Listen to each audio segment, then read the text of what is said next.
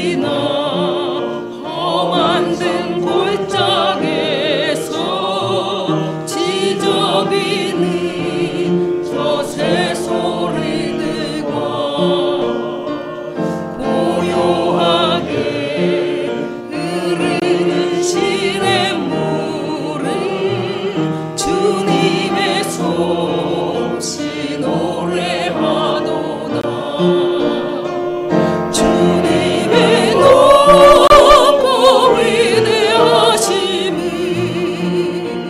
내 영혼이 찬양하네. 주님의 높고 위대하심을 내 영혼이 찬양하네.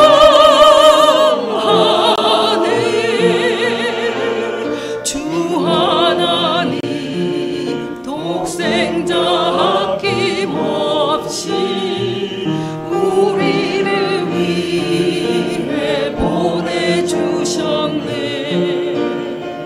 십자가에 피 흘려 죽으신 주 내 모든 죄를 대속하셨네.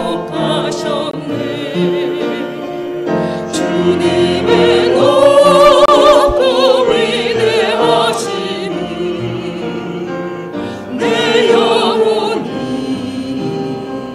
찬양하네. 주님의 높고 위대하심을 내 영혼이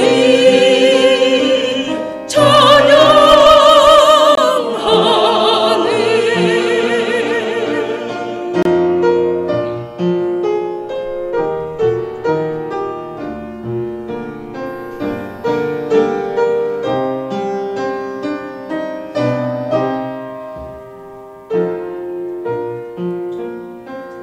내 주 예수 세상에 다시 올 때 저 천국으로 날 인도하리. 나 겸손히 엎드려 경배하며 영원히 주를 찬양하리라. 주님의 높고 위대하심을 내 영혼이 찬양하네. 주님의 높고 위대하심을 내 영혼이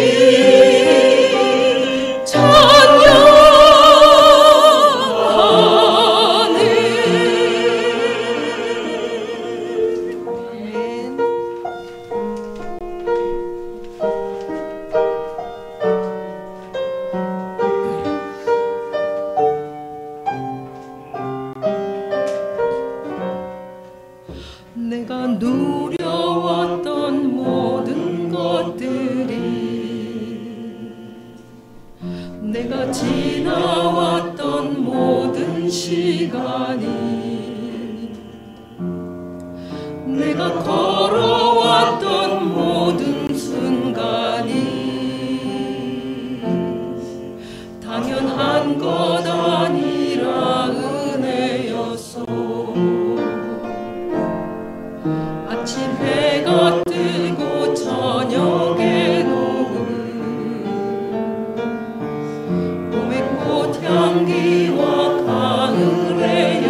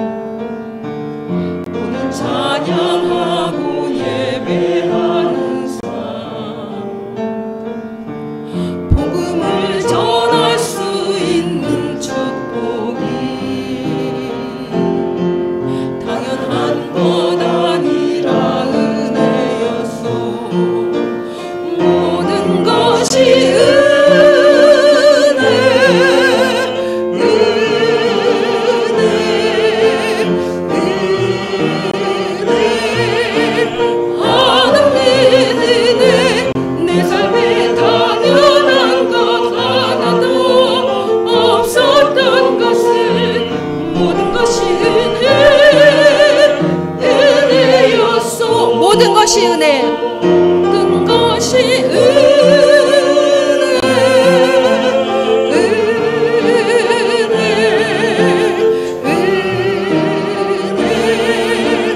하나님 은혜. 내 삶에 당연한 것 하나도 없었던 것을 모든 것이 은혜였소.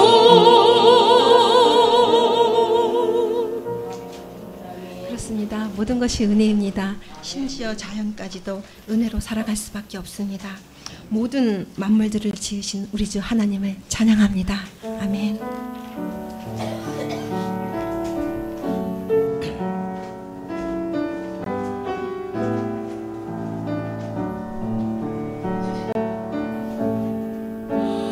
내 평생 살아온 길 짧은 내 인생길 오직 주의 은혜라, 내 은혜라, 주의 은혜라. 내 평생 살아온 길 주의 은혜라, 주의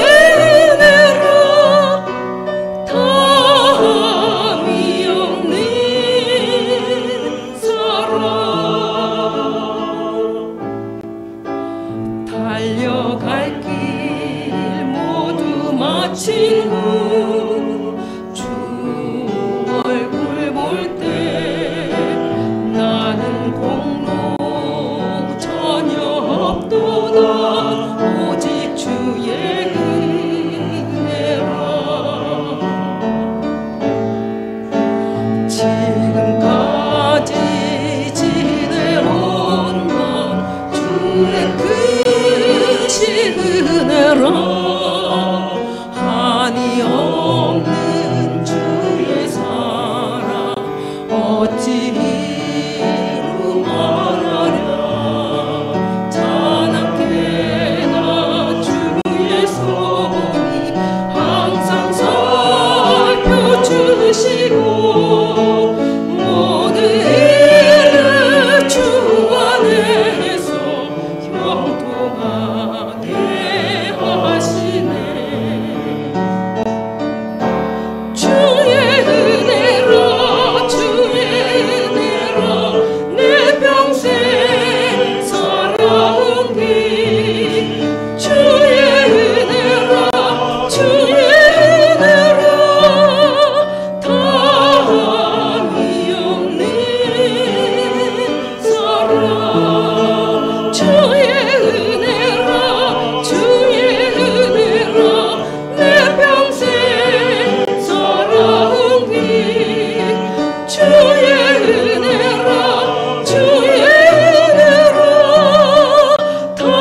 다함이 없는 사랑.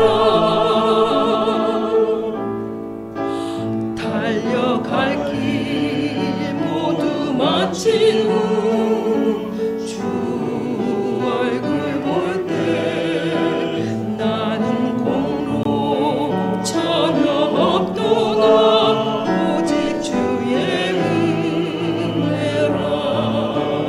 나는 공로 전혀 없도다 오직 주의 은혜라.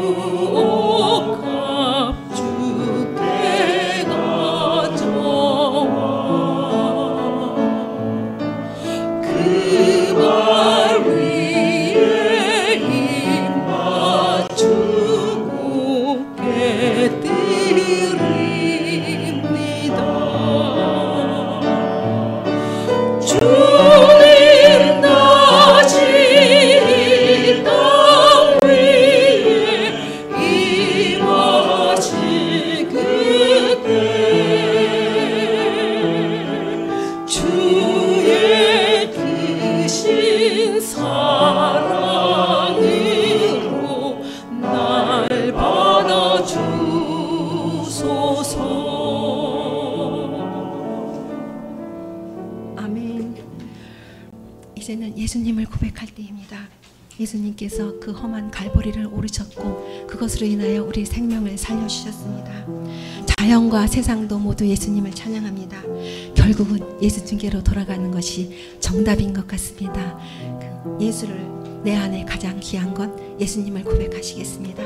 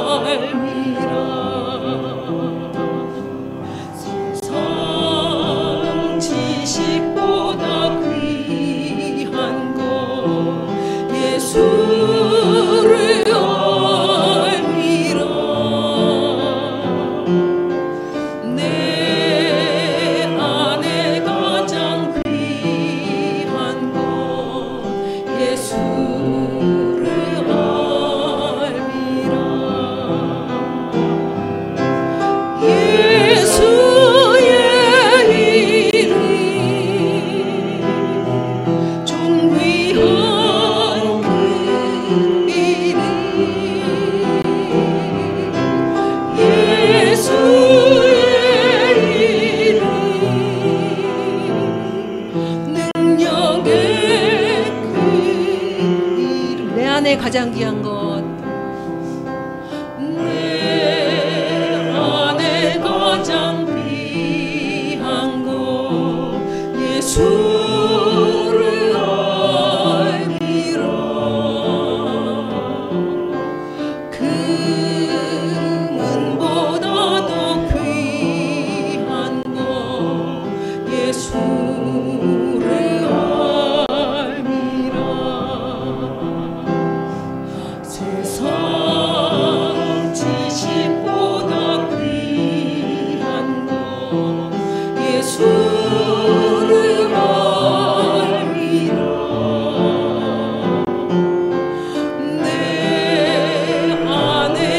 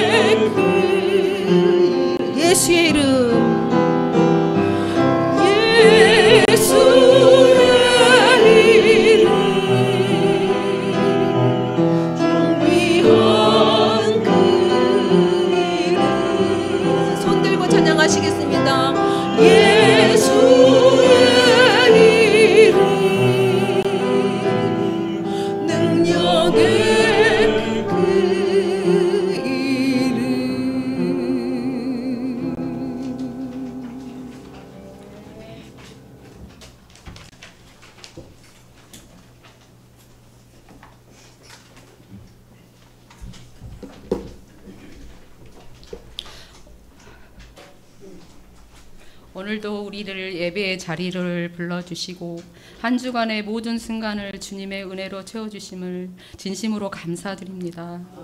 지난 한 주 동안 나의 생각과 말, 행동이 주님의 뜻에 온전히 합하지 못했던 모든 순간을 용서하여 주시고 예수님의 보혈로 깨끗하게 씻어 주시옵소서.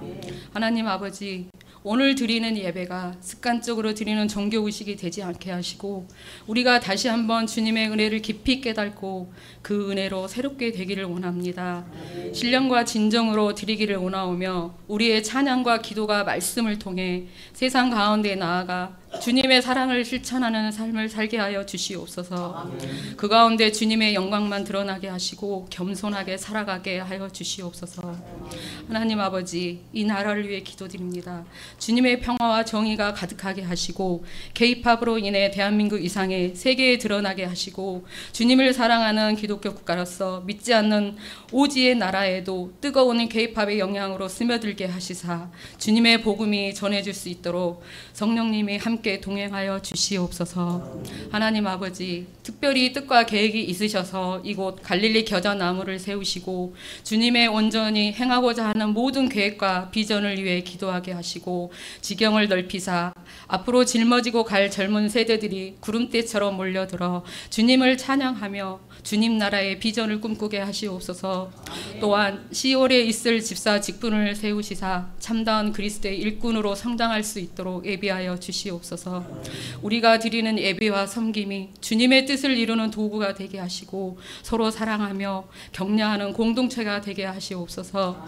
하나님 아버지, 이른 아침부터 수고한 손길들과 보이지 않는 곳에서 봉사하시는 주의 자녀들 숨죽여가며 이 시간 예배드리고 있는 북녘땅 주님의 자녀들에게 예배의 자유를 주시옵고 먼 타국에서 그리스도의 복음을 전하고 있는 선교사님과 그의 가정에도 주님의 동일한 은혜를 내려 주시옵소서. 예배의 시종일관을 주님께 의탁드리오며 살아계셔서 역사하시는 예수님의 이름으로 기도드립니다. 아멘.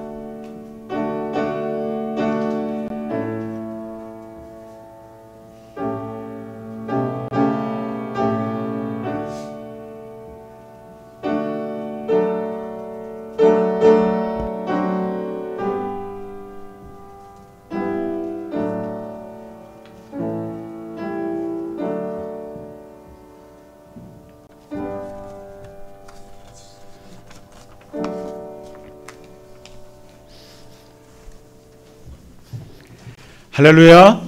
네, 우리 하나님을 찬양합니다. 예, 오늘 이렇게 기쁜 찬양 예배로 또 드릴 수 있어서 너무 좋습니다. 네, 몇 가지 알려드리겠습니다. 오늘 우리 이제 창세기 이 수요 성경 공부 지금 진행하고 있는데 잘 보고 계시죠? 네, 그리고 차량을 가지고 오시는 분들은 우리 교회 주차장이 있으니까 꼭 이용하시기 바랍니다. 저기 돈 내고 하지 마시고 여기 자리가 10좌석이 있으니까 꼭 되시고, 오늘은 김근정 장로님 다 보셨어요? 차 가져오신 분들? 오늘 장로님께서 오늘 일찍 오셔갖고 보통은 제가 제일 1등으로 와서 우리 권사님 제일 1등으로 오시는데 이 쇠파이프를 제가 들치우거든요. 근데 오늘은 우리 장로님이 다 치우셔갖고 제가 비도 안 맞고 아주 그냥 너무 좋았습니다. 감사합니다. 네. 이거 박수 치면 이거 이제 공로는 다 이제 사라지고 하늘에는 이제 안 쌓이는 거죠. 박수를 많이 쳐주세요. 서로 공로 하늘에 못 가도록. 아유, 우리 김근영 장로님 너무 잘하셨습니다. 자, 모든 공로는 본인이 다 받도록. 자, 아이고, 포인트가 이제 없어져서 경쟁이 심합니다, 우리가 지금. 자, 그리고 예비 집사 교육, 이제 10월 마지막 주가 종교 개혁 주일이에요. 그 주를 맞아서 여러분, 종교 개혁의 아주 중요한 핵심 중에 하나가 만인 사제설입니다. 그러니까 모두가 다 사제다. 그러니까 목사만 사제가 아니라 모든 교인들이 다 사제다라고 하는 굉장히 그 아주 혁명적인 메시지가 그 안에 있거든요. 근데 이 중요한 날에 이번에 무려 6분을 6분의 집사를 세웁니다. 두 분의 명예 집사님과 4분의 서리 집사라고 하면 그러면 안 했으면 좋겠어요. 그냥 집사입니다. 집사 4분을 이제 앞으로 교회를 잘 또 섬겨주실 집사 4분을 세우는데 지금 잘 교육을 받고 계세요. 받고 계신데 이제 마지막 3차 교육이 10월 5일인데 추석 주간인데 혹시 어디 가시지 않는지 모르겠어요. 그래서 일단은 잡아놨습니다. 그리고 예비 집사와 함께 우리가 교회에서는 한 1년에 한 번, 2번 정도 원래 직분자 교육을 해야 하는 게 맞습니다. 근데 우리가 지금까지는 잘 못했는데 이번에 10월 둘째 주는 전교인을 대상으로 한 직분자 교육이 한 25분 정도 이 자리에서 예배 끝나고 하도록 하겠습니다. 집사, 권사, 장로, 목사 이 4직분인데 이 직분자 전체를 놓고 같이 직분자가 무엇인가를 전체 교육을 함께 하도록 하겠습니다. 네, 한번 볼까요? 오늘 어떻게 오시느라고 고생 많으셨죠? 오늘 걷기 대회는 취소가 됐죠? 아니에요, 해요? 했어요? 오는데 막히진 않으셨어요? 강남에서 오시는 분들? 괜찮았어요? 아이고, 네. 고맙습니다. 오늘 오랜만에 우리 이태혁 교수님 오셨습니다. 우리 박수로 환영해 주시기 바랍니다. 네. 네. 우리 오집사님은 오늘 못 오셨? 네. 떡? 왜 난 떡으로 들리는지 모르겠네, 그게. 워낙 오집사님이 손이 커서요. 저는 그분만 보면 뭘 주나 이런 생각이 들어서 수업이 떡으로 들려서 죄송합니다. 예, 오늘 같이 오셨고, 권사님 오셨고, 또 뭐 아프신 분들도 계신데, 하여튼 건강하시기 바랍니다. 우리 옆에 분들하고 같이 인사하시죠. 주의 이름으로 축복합니다. 예, 주님의 이름으로 사랑합니다. 예, 주의 이름으로 건강하시기 바랍니다. 오늘 상은이가 못 왔어요. 예, 못 왔는데 왔습니다. 네, 반갑습니다. 너무너무 반갑습니다. 네. 자, 오늘 우리에게 주신 말씀은 이제 로마서가 끝났습니다. 끝나고 어디로 갈까 좀 고민을 했는데 고린도 전서로 갔습니다. 고린도 전서로 1장, 오늘 1장 18절에서 29절 함께 같이 읽도록 하겠습니다. 시작. 십자가의 도가 멸망하는 자들에게는 미련한 것이요 구원을 받는 우리에게는 하나님의 능력이라. 기록된 바 내가 지혜 있는 자들의 지혜를 멸하고 총명한 자들의 총명을 폐하리라 하였으니 지혜 있는 자가 어디 있느냐 선비가 어디 있느냐 이 세대의 변론가가 어디 있느냐 하나님께서 이 세상의 지혜를 미련하게 하신 것이 아니냐. 하나님의 지혜에 있어서는 이 세상이 자기 지혜로 하나님을 알지 못하므로 하나님께서 전도에 미련한 것으로 믿는 자들을 구원하시기를 기뻐하셨도다. 유대인은 표적을 구하고 헬라인은 지혜를 찾으나 우리는 십자가에 못 박힌 그리스도를 전하니 유대인에게는 거리끼는 것이요 이방인에게는 미련한 것이로되 오직 부르심을 받은 자들에게는 유대인이나 헬라인이나 그리스도는 하나님의 능력이요 하나님의 지혜니라. 하나님의 어리석음이 사람보다 지혜롭고 하나님의 약하심이 사람보다 강하니라. 형제들아 너희를 부르심을 보라. 육체를 따라 지혜로운 자가 많지 아니하며 능한 자가 많지 아니하며 문벌 좋은 자가 많지 아니하도다.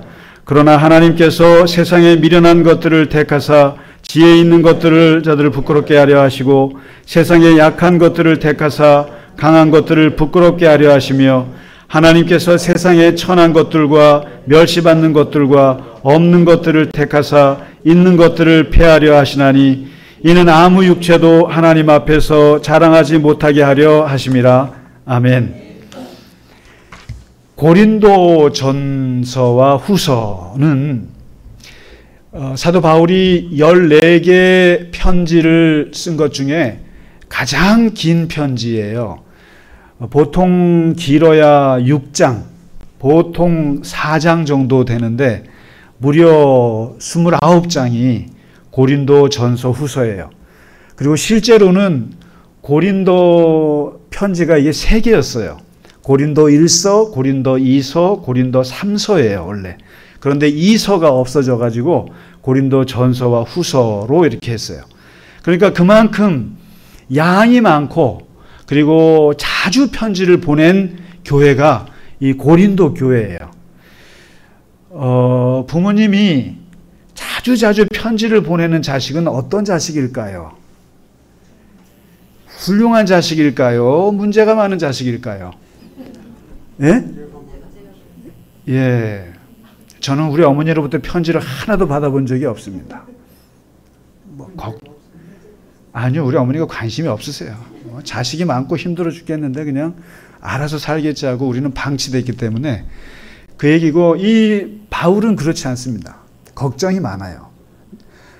갈라디아 교회, 골로새 교회, 빌립보 교회, 에베소 교회 다 자기가 세운 교회들이 어떻게 지내는가 항상 걱정이 많은데, 들려오는 소식들이 보면 다들 그렇게 하는데 왜 그렇게 고린도 교회만큼은 문제가 너무너무 많아요. 이게 고린도 여러분 어디냐면은 그리스 아테네 아시죠? 아테네 아래에 이렇게 미래 보면은 밑 아래쪽에, 그리스 아래쪽에 항구 도시예요. 그 당시에 항구 도시라고 하면 뭐겠어요? 여러분 우리나라 최초의 항구가 군산. 그러니까 이게 국제적인 교류가 심한 곳이죠. 거기는 문화가 발달하고 또 굉장히 문화도 발달하지만 옛날에 항구 하면은 폐폐적이고 뭐 별의별 게 다 있죠. 근데 그게 고린도인데, 이 고린도에 브리스길라와 아굴라라고 하는 부부와 함께 18개월 동안 정말 기도하면서 벌벌벌 떨면서 세운 교회가 고린도 교회예요. 고린도 교회인데 여기에는 너무나 잘난 사람들이 너무 많아요. 소위 말해서 잘난 척하는 사람이 너무 많고, 똑똑한 사람 많고, 부자 많고, 가난한 사람 많고, 그리고 성격이 보통들 아니에요.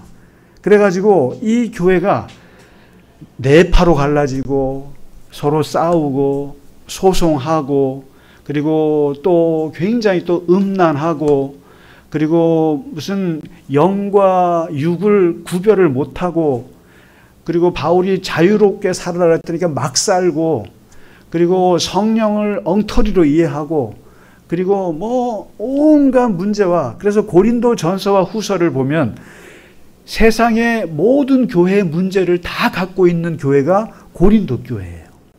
그래서 이제 보시면 그러다 보니까 바울이 할 말이 너무 많은 거예요. 여러분 그 유명한 바울의 사랑장, 사랑은 오래 참고 사랑은 온유하고, 이 사랑에 대한 그 명언을 한 곳이 어디예요?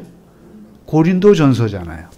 그래서 여러분 이 사랑이란 말이 들어갔으니까 고린도 교회가 훌륭한 교회구나라고 생각하는데 반대예요. 사랑이 없어도 너무 없는 교회가 고린도 교회라 제발 좀 사랑하라고 그렇게 많은 이야기를 한 거예요. 그래서 우리로서는 볼 게 굉장히 많아요. 고린도 전서와 후서에. 그래서 이제 그런 교회가 고린도 교회인데, 오늘 바울이 이제 지난번에 로마서는 바울이 고린도에서 쓴 거예요. 고린도 교회를 개척했을 때 로마 교회에다가 쓴 것이고, 지금 이 고린도서는 반대로 로마에서 쓴 거예요. 로마에서 이렇게 이제 쓰는데, 오늘 1장의 내용이 그겁니다. 바로 18절이에요. 18절. 오늘 핵심적인 구절이 바로 이 구절이에요. 십자가의 도가 멸망하는 자들에게는 미련한 것이지만 구원을 받는 우리에게는 하나님의 능력이라, 이런 말을 합니다. 여러분 인류가 개발해 놓은 논리가 4가지가 있어요. 이 논리, 어떤 진리에 이르는데 그 도구가 4가지 도구가 있는데, 첫째가 아마 들어보셨을 겁니다. 연역법이라고 들어보셨죠? 연역법. 그러니까 일반적인 당연한 진리로부터 출발해서 개별적인 것들을 밝혀내는 거예요. 쉽게 말하면 이런 거예요. 모든 사람은 다 죽습니다.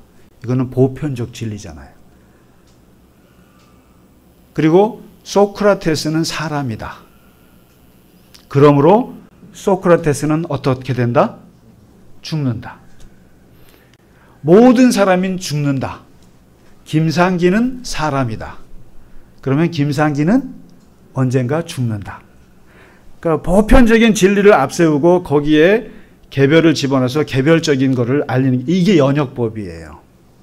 이게 수학에서 많이 써요. 그리고 법학에서 많이 써요. 두 번째가 반대로 귀납법이 있어요. 귀납법은 뭐예요?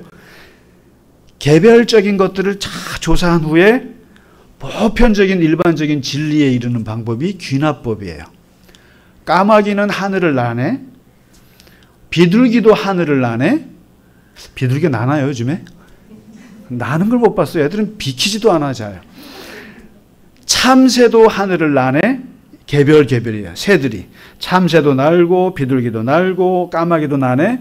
그러므로 모든 새는 난다는 보편적인 진리를 끄집어내. 이게 바로 과학에서 많이 하는 거죠. 과학에서. 이 데이터 저 데이터를 막 개별적인 것을 줄여서 공통점을 찾아서 보편적 진리에 이르는 게 이게 귀납법이에요. 통계학이 그런 거잖아요. 그리고 세 번째 인간이 개발한 게 뭐냐면은 변증법이라는 게 있어요. 변증법. 이게 정이 있으면 반이 있고 정과 반이 싸우다가 합이 된다. 정반합이라고 들어보셨을 거예요, 아마. 그래서 미랄 씨앗이 심어져서 얘가 죽으면 잎이 나오고 잎과 줄기가 죽으면 열매가 맺히는 것처럼 정과 반과 합. 좌가 있으면 우가 있고 좌와 우와 싸우다가 좌우 합이 되는 것처럼. 마치 이게 역사에서 많이 써요. 그래서 이것이 너무 지나치면 반대급부가 나오고 이 반대급부가 서로가 갈등하다가 어떤 하나로 통합되는 정반합, 변증법적인, 그래서 역사에서 많이 써요. 심리학에서 많이 써요. 근데 마지막 논리법이 하나 있는데 이게 역설법이라고 합니다. 역설법. 이게 뭐냐면 겉으로 볼 때는 말이 안 돼요. 상식에 벗어나는 것처럼 보여요. 근데 깊이 들어가 보면은 엄청난 진리가 그 속에 있어요. 예를 들면 이런 거죠. 사랑을 사랑이라고 하면 사랑이 아닙니다. 이 말이 돼요? 사랑을 사랑이라고 하면 사랑이 아닙니다. 님은 갔습니다. 그러나 나는 님을 보내지 않았습니다. 아니, 님이 갔대는데 뭘 또 가지 않았어. 이게 누구 시예요? 한용운의 시잖아요. 소리 없는 아우성. 아니, 아우성이라는 게 소리가 있어야지 왜 소리가 없어요? 소리 없는 아우성. 그런데 잘 들어보세요. 소리 없는 아우성이라는 말을 들으면 어떤 뭔가 느낌, 말로는 표현하지 못하지만 뭔가 있는 것 같죠. 막 소리는 지르는데 안 들려. 뭔가 그 속에서 오는 그 깊은 고통 같은 거, 그런 느껴지는 거예요. 이 역설이에요. 찬란한 슬픔. 아니, 왜 슬픔이 이렇게 찬란해? 근데 찬란한데 슬퍼. 이거의 역설이에요. 아휴, 네가 떠나니까 시원섭섭해. 시원한데 왜 섭섭해요? 그런데 이게 틀려요, 맞아요? 이게 틀린 게 또 아니에요. 형식적으로는 틀린 말이에요. 졌지만 잘 싸웠다. 젖잘싸. 아니, 졌으면 못 싸운 거지. 졌는데 왜 잘 싸워요? 말이 안 되지만 그게 뭔지는 알 것 같아. 그죠? 작은 거인. 아니, 거인이 왜 작아? 이게 모순이에요. 그런데 잘 들여다보면 작은 거인, 집사님은 진짜 작은 거인이에요. 그러면 어떤 사람들한테 씁니까? 아무것도 아닌 것 같은데 사람이 체구도 작고 별 볼일 없는 것 같은데 어마어마한 일을 해. 그럼 집사님은 작은 거인이에요. 이게 문학에서 쓰는 거예요. 그리고 종교에서 쓰는데 특별히 기독교의 진리는 바로 이 네 가지의 논리 중에 어디에 베이스를 깔고 있을까요? 예? 역설입니다. 기독교의 진리는 역설의 바탕을 깔고 있어요. 자기 목숨을 잃는 자는 얻을 것이요 얻으려 하는 자는 잃을 것이다. 이 역설이에요. 자기를 높아지는 자는 낮아지고 낮아지는 자는 높아지라. 아니, 높아지는 사람은 높아져야지. 왜 높아지는 사람이 낮아져? 낮은 사람이 높아져. 이 역설이에요. 너희 중에 큰 자는 작은 자를 섬겨야 돼. 이거는 세상 진리와 거꾸로예요. 낮은 자가 높은 자를 섬겨야지 어떻게 높은 자가 낮은 자를 섬기냐. 역설이에요. 나중된 자가 먼저 되고 먼저 된 자가 나중돼요. 이게 제일 우리 교회가 좋아하는, 또 오래된 교인들이 제일 싫어하는 구절이에요. 이게 쉽게 말하면 새신자가 먼저 되고, 그리고 소위 말해서 오래 믿었던 사람은 천국 못 가고 바로 그냥 간 믿은 사람이 천국 가고, 이거예요. 이게 역설이에요. 이게 예수님 말씀이에요. 지금 드린 말씀이 다 거꾸로 된다는 거예요. 거꾸로. 주는 것이 받는 것보다 낫다. 주는 것이 뭐가 받는 것보다 낫다. 받는 게 낫지. 뇌물도 받고 선물도 받는 게 좋지. 그런데 성경은 주는 게 낫다. 주는 게 낫다. 바울은 이런 말 안 했겠어요? 무명한 자 같으나 유명해. 이게 말이 돼요? 무명한 사람이 어떻게 유명합니까? 그런데 바울은 무명한 것 같지만 유명한 자예요. 죽은 것 같지만 살아있어. 나는 가난한 자 같으나 모든 걸 다 가졌어. 이게 말이 돼요? 가난하면 가난하지. 늘 근심하는 것 같지만 그러나 기뻐해. 근심과 기쁨이 같이 있어. 아무것도 없는 자 같으나 모든 걸 가진 자야. 이 바울의 얘기예요. 그리고 심지어는 나는 모든 사람들에게 있어서 자유로워. 나는 모든 걸 다 할 수 있어. 그런데 나는 종이 되었어. 나는 종이야. 종은 뭐예요? 구속된 자. 자유와 종 같이 해석해요. 구약에도 이 역설의 진리들이 너무 많아요. 초상집에 가는 게 잔치집에 가는 것보다는 낫다. 낫긴 뭐가 나요? 초상집 가면 울어야 되고 잔치집 가면 웃어야 되는 건데, 성경은 초상집에 가서 우는 게 더 낫다. 이런 거죠. 빠르다고 해서 우승하는 것도 아니고, 용사라고 해서 전쟁에서 이기는 것도 아니고, 지혜가 있다고 해서 먹을 것도 아니고, 총명하다고 해서 재물을 모으는 것도 아니고, 배웠다고 해서 잘 되는 것도 아니더라. 역설이에요. 근데 이 수많은 역설적 가르침이 성경을 꽉 채우고 있어요. 우리에게. 그래서 기독교인들은 세상을 이렇게 바라보는 관점 자체가 다르세요. 다르시다고요. 이게 달라요. 여러분과 저는 기본적으로 달라요. 낮은 자가 높아지고 높은 자가 낮아진다니까요. 나중된 자가 먼저 되고 먼저 된 자가 나중된다고요. 이게 전복이에요. 뒤바뀌어 있어요. 이런 역설을 갖고 있는, 이게 예수님 말씀이고 바울의 얘기고, 수많은 성경에서 나오는 하나님의 말씀이 역설의 진리예요. 다. 세상 사람들은 이해하기 어려워요. 이게. 그런데 이 역설 중에 최고의 역설이 뭐냐. 최고의 역설은 바로 오늘 고린도전서 1장 18절의 이 구절이에요. 오늘 읽으신 이 구절이 성경에서 말하는 최고의 역설이 바로 이거예요. 십자가의 도가. 십자가의 도가 멸망하는 사람들에게는 미련한 걸로 보여요. 그러나 구원을 받은 우리에게는 하나님의 능력이다. 이거는 역설 중에 역설이에요. 그러면서 이제 바울이 얘기하는데, 하나님께서 이 세상에 지혜 있는 사람들을 멸하고 총명한 자들을 내가 폐하리라고 말씀하셨어 하면서, 이 세상에 지혜 있는 자가 누구야? 나와봐. 이거예요. 이 세상에 선비가 누구야? 학자가 누구야? 지식인이 어디야? 어디 있어? 나와봐. 이거죠. 그리고 이 세대의 변론가, 말 잘하는 사람 있으면 나와보라 이거예요. 그러면서 바울이 뭐라 그러냐면은, 하나님께서는 이 세상의 지혜자들을 미련하게 하셨다. 그러면서 뭘 얘기하냐면은, 이 세상의 지혜로는 하나님의 지혜를 알 방법이 없다. 방법이 없다. 그러니까요, 내가 뭘 좀 배웠다, 내가 뭘 좀 안다, 내가 좀 능력이 있다, 내가 뭘 할 수 있다라고 하는 사람들 하나님 앞에 다 나와봐. 내가 이러한 지혜들을 다 내가 그냥 멸해버릴 거야. 그러면서 얘기하시는 게 바로 바울이 십자가의 도, 십자가의 도는 이 도대체 예수님이 십자가에 못 박혀 죽었다는데 이 십자가가 우리를 구원한다는데, 그리고 우리가 구원받고 하나님의 자녀가 되고 주님의 제자가 되고, 이런 놀라운 이 진리는 학자들한테 배우는 게 아니고 돈 내고 아주 비싼 가격으로 어디 뭐 학원에 등록해서 배울 수 있는 게 아니고, 사실은 이 십자가의 도는 길거리에서 지나가다가 지하철에서 나보다 못 배우고 아무것도 아닌 할아버지, 할머니, 그야말로 정말 세상에서 볼 때 아무것도 아닌 사람들로부터도 들을 수 있는 게 십자가의 도라는 거예요.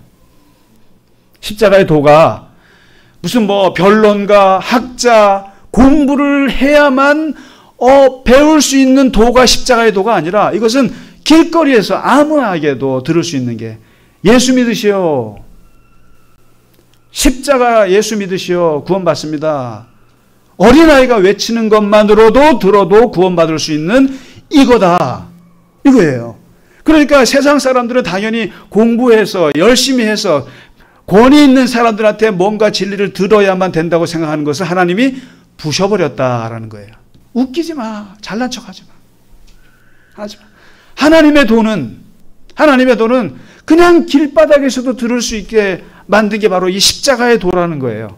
길거리에서, 카페에서, 뭐 지나가는 길에서, 행인들한테서, 아무것도 아닌 사람들로부터도 들을 수 있는 게 이 십자가의 도인데, 22절에 이런 얘기를 해요. 이렇게 외치니까 십자가에서 예수님이 돌아가셨고 그 죽으심은 우리를 위한 죽으심이고, 당신은 그냥 그 예수님을 당신의 구세주로만 받아들이면 당신은 구원받을 수 있고 하나님의 자녀가 될 수 있고 영원한 영생을 얻을 수 있는 거야 라고 바울이 30년 동안 돌아다니면서 이걸 외친 거예요. 다른 거 아니에요. 뭐 대단한 무슨 뭐 이론을 외치고 뭐 한 게 아니고 아주 심플한 이것만 외친 거예요. 그러니까 사람들이 볼 때 어떻게 하더냐, 22절에 이런 얘기를 해요.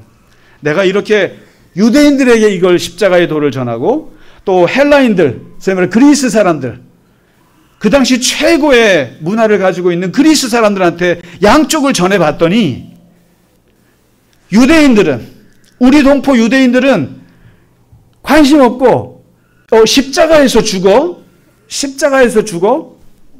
야, 민수기인가 신명기에 보면 이런 말이 나와 있어요. 사람이 나무에 매달려 죽은 것은 하나님께 저주를 받은 것이다라는 구약의 말씀이 있어요.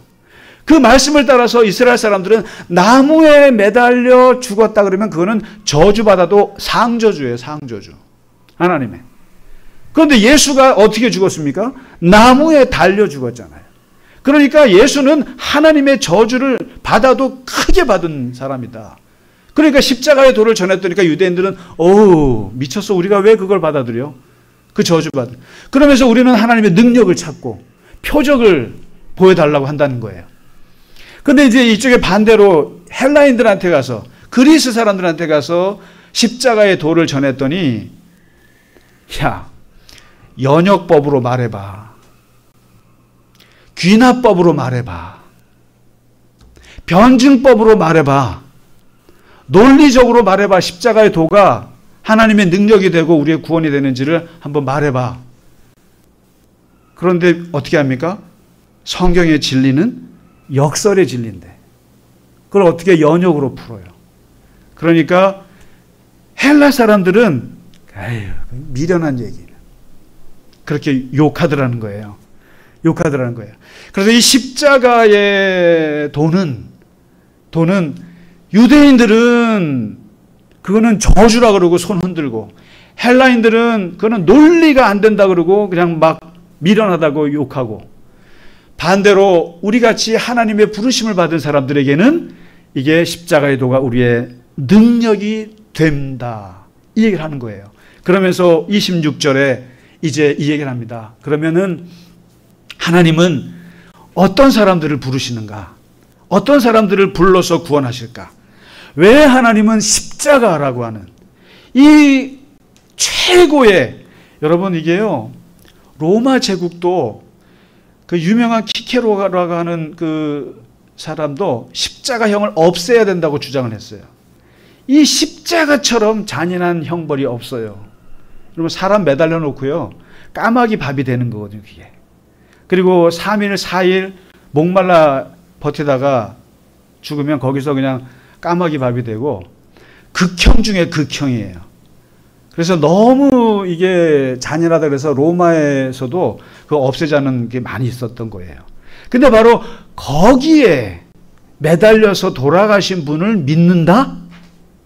이거죠. 이게. 그러니까 바울이 볼 때 이 십자가의 도는 누가 봐도 미련한 짓이에요. 누가 봐도 핵에 망측한 방법인데 왜 이 방법을 하나님께서 쓰셨겠는가? 왜 이렇게 잔인한 방법으로 우리를 구원하게 하셨는가? 이건 바로 세상의 생각들, 세상 사람들의 질서, 세상 사람들이 생각하고 있는 가치관을 하나님은 뒤집으시겠다는 거예요. 뒤집으셔갖고 이 미련한 방법을 통해서 하나님은 너희를 구원할 수 있다는 걸 보여주는 건데, 그러면서 이렇게 말해요. 형제들아, 너희를 한번 부르시는 걸 봐라. 고린도 교회 너희들아 한번 보라, 이거죠. 하나님이 고린도 교회 부른 사람들을 보니까 능력 있는 사람들이 얼마나 있어, 교회에. 그리고 학벌 좋은 사람, 문벌 좋은 사람 교회 안에 얼마 있어. 한번 갈릴리 겨자나무 교회 한번 보실까요? 여기 문벌 좋은 사람 얼마나 있어요? 되게 많네. 학력 좋은 사람들 되게 많네요. 지혜로운 사람들이 많아요? 엄청 많네요. 우리 교회는 해당이 안 되는 것 같아요. 근데 죄송한 말씀이지만 이 고린도 교회도 똑똑한 사람이 너무 많았어요. 보시면, 이제 앞으로 보시면 똑똑한 사람이 너무 많았는데 그 사람들한테 말하는 거예요. 하나님께서 우리를 택한 걸 봐라. 우리들 가운데 누가 잘난 사람이냐? 잘난 사람 없어요. 그러면서 하나님께서는 미련한 사람들을 택하셔가지고 지혜 있는 사람들을 부끄럽게 하시는 분이야. 하나님은 약한 자들을 택하셔가지고 강한 자들을 부끄럽게 하셔. 하나님은 세상에 천하고 멸시받는 자들과 없는 자들을 택하셔가지고 있는 자들을 패하셔. 하나님은 그런 분이야. 그러면서 한번 우리 봐봐. 우리가 잘난 사람 있어? 없어. 근데 여기서 말하는 잘나지 못한 사람이 누구냐는 거예요. 아무것도 없는 사람이 누구냐는 거예요. 하나님이 택하신 사람이 누구냐는 거예요. 이 십자가의 도를 받아들이고 이걸 구원이라고 생각하는 사람들이 어떤 사람들이냐는 거예요. 그것은 한마디로 말하면 자신의 한계를 인정하는 사람을 말해요. 여기서 없는 사람, 약한 사람, 못 배운 사람, 천한 사람, 멸시받는 사람, 이 사람들이 말하는 것은 나의 능력으로 나는 사실 내놓을 게 하나도 없다고 인간의 한계를 느끼는 사람들을 말하는 거예요. 이런 사람들에게는 십자가의 도가 하나님의 능력이 됨이니라. 이 말씀을 하고 싶은 거거든요. 오늘 사도 바울이 고린도전서 1장을 시작하면서 이 십자가의 도, 이거는 세상 사람들이 볼 때는 말도 안 되는 것이지만, 그러나 우리같이 하나님 앞에 아무것도 없다고 자기의 한계를 인정하는 사람들에게는 하나님의 큰 능력이 된다고 하는 이 역설의 진리를 우리에게 말씀해 주고 있습니다. 어쩌면 우리가 이렇게 예수 믿을 사람이 아닌데 예수를 믿게 된 거, 그리고 조금 더 나아가서 예수님을 인격적으로 말이죠. 인격적으로 상대를 좀 하세요. 인격적으로요. 그냥 아까 우리 기도하신 집사님이 종교의식이 되지 않기를 바란다고 하시는데, 우리가 지금 아브라함 공부하잖아요. 이삭 공부하잖아요. 야곱. 다른 거 아니에요. 핵심은 보이지 않는 한 분 인격적인 하나님. 그러니까 아버지를 대하듯이 사람을 대하듯이 예수님을 대할 수 있으셔야 돼요. 그 십자가의 도가 우리를 위해서 죽으셨다고 하는 그 진리를, 예수님을 이렇게 인격적으로 상대할 수 있으셔야 돼요. 바로 사도 바울은 지금 그걸 얘기하고 싶은 거예요.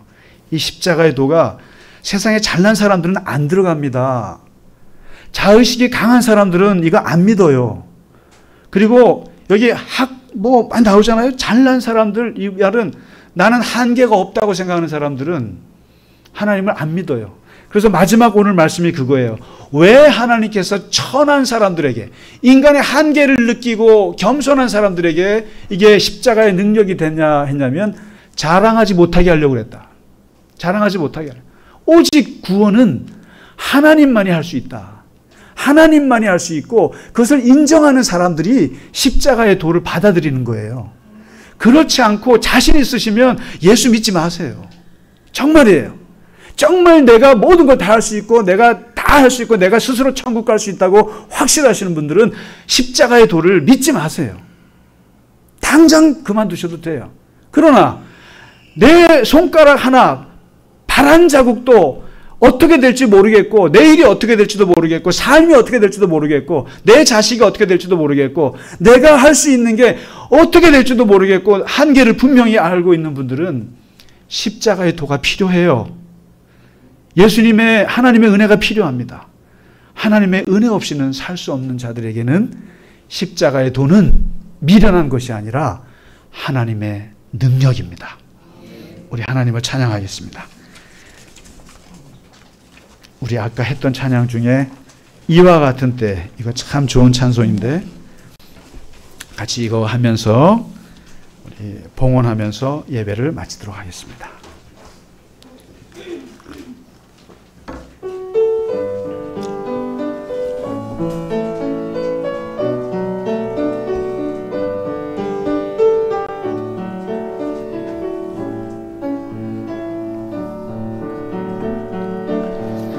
이와 같은 때에 난 노래하네,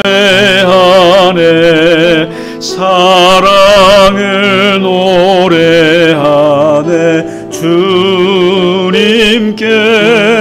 이와 같은 때에 손 높이 드네, 손 높이 드네 주님께. 주님 사랑해요,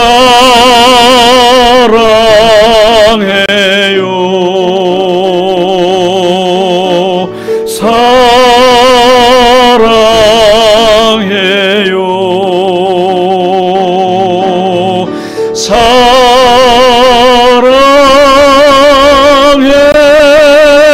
사랑해요, 주님 사랑해요.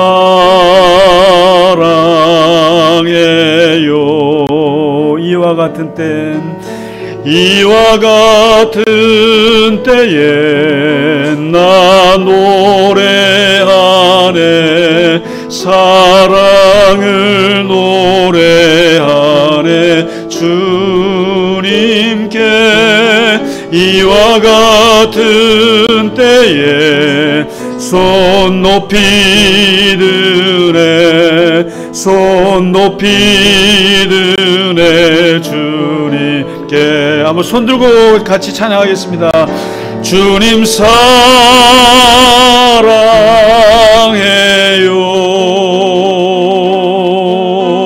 사랑해요,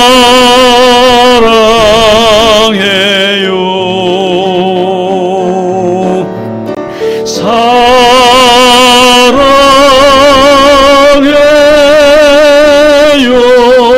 주님 사랑. 다 같이 일어나시겠습니다. 이와 같은 때에 난 노래하네, 사랑을 노래하네 주님께.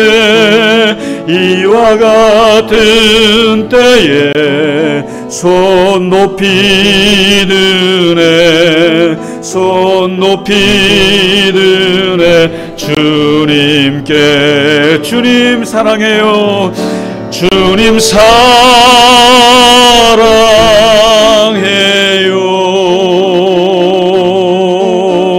사랑해요.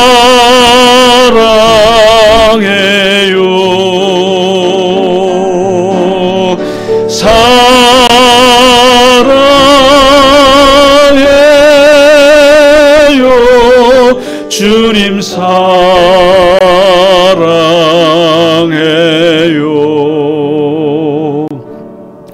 하나님 아버지, 십자가의 도가 세상 사람들에게는 미련한 것으로 보이나 그러나 하나님의 구원을 받는 우리들에게는 하나님의 능력이 됨을 하나님 말씀하여 주셔서 감사합니다. 우리가 이 세상을 살아가면서 얼마나 연약하고 부족한지 하나님 잘 아십니다.